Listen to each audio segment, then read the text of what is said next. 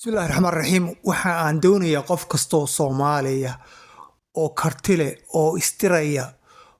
oo mas-uuliyad saarantahay inuu qoro buugaagtan oo af soomaali ku qoro kelmadaha ama weeraha uu garan waayo ku turjumi waayo tusaale oo kale technology oo kale muxuu ahaayey wax allaaliya wixii la xidhiidha waxyaalaha cusub ee aynaan samayn weero lagu tilmaamo kelmado lagu tilmaamo uu dadka kala weydiiyo waxaynu baahannahay inaynu culuum dad fiican oo wax bartay aan isugu yeedhno si aynu helo weero cusub oo aynu ku tilmaami karno waxyaalaha cusub imanka waxaan isku dayayaa sidii aan u tilmaami lahayn waxaa la yidhaahdo artificial intelligence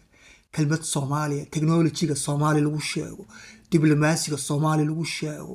haddii ilaahay ku rooyahay maayarka hargeysa maayarka xamar ayay wadaan duqa magaalada ama barasaabka magaalada af soomaali fiican la isticmaalo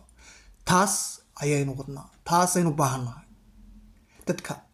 doonaya in ay bulshadooda dhisaan waxaynu baahanay inaan horta marka hore aan u fiirsano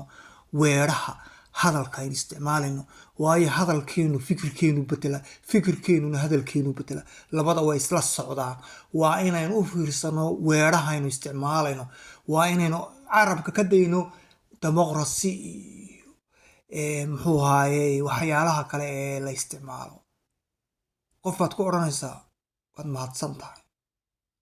waxaa lagugu jawaabayaa yo welcome meel ay ku cararayaan kelmadda hadadejinina you are welcome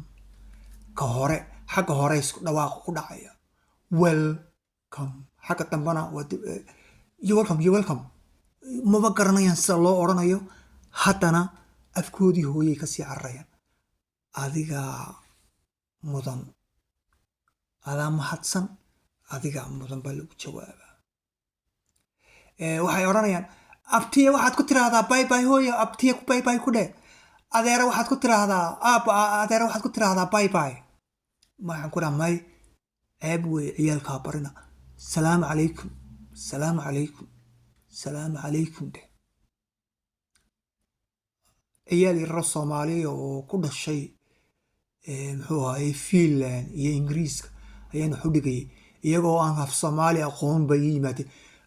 nasiib darro hooyadood af ingiriis ma taqaano hooyadood af Finnish ma taqaano aabahood ingiriis ma yaqaano aabahood Finnish fiican ma yaqaano siday ku dhacday haddaba inay ciyaalkii aanay af soomaali aqoonin hooyada iyo aabaha weeye iyo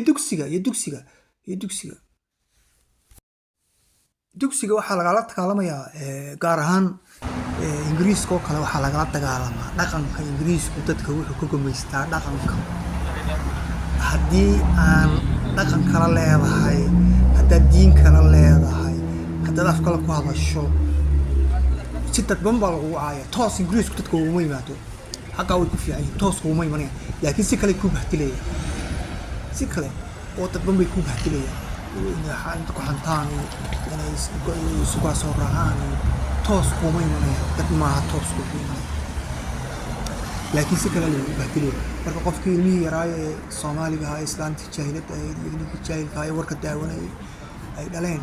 iskuulkiina waxaa lagu you from Soomaaliya ka timi haa wajeysaa la yidhahdaa ufoo kale ayaa macalimadii waxaad odhanaysa maalin damba waxaad nacaysaa soomaalida maalin damba waxaad kasii turkaysaa soomaaliga waxaad kasii nacaysaa ingiriisku hadlaysaa saad odhanaysaa sida ingiriiska oo kale oo dhaqmaanuhu uma sida soomaalida ay bedelaysa qof kuu sheegayna ma jirto xaruntayda xaruur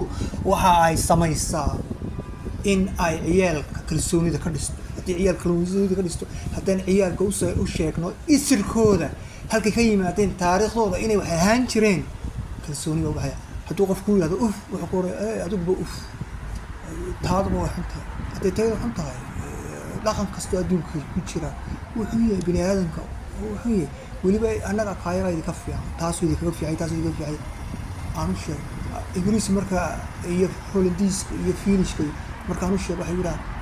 sidaad ku baratay taariikhdayada sidaad ku baratay muxuu ahaayey dhaqankayada way kaa aamusayaan marka kuuma imanayaan اه dadkii wada ku amaanaya markay arkaan inaad fahamtid dadwada waxaan ku soo saaraya dambiyo badan ay galeen ilaa maanta ay galeen qasa waxay ka galeen yemen waxay ka galeen muxuu ahaayey afrika waxay ka galeen waqooyiga maraykanka waxay ka galeen way ku soo saaraya miyaga aniga ila hadli karo waxaan aqaan taariikhdooda ma fahamtay marka waxaad u baahan tahay inaan taariikhdeena barano isirkeena soomaaligaana ugu horeeya soomaaliga baro maalin kasta si fiican buug fiican baa ayaa jira oo la yidhahdo badaa'iqiida af soomaaliga buuggaas haddii aad ka dhex baxdo soomaaliga wuu fiicnaanaya haddaad afafka kale ku faanayso soomaaliga ku faan anaa afaf kale aqaano maalinta aad af kale si fiican u barato waxaad ogaanaysaa afkaagu hooyuhu muhiim kuu yahay waa cilmi nafsiga waa jiritaankaaga waa isirkaaga waa dhiiggaaga gacantaada midig oo kale weeye waa lugtaada midig iyo bidix oo kale waa madaxaaga oo kale waa indhahaaga oo kale waa dhagaaga afkaagu waa sidaas haddii uu ilaahay doonayo inaad af ingiriis afkaaga hooyo noqdo waxaad ku dhalan lahay waddan lagu hadlaa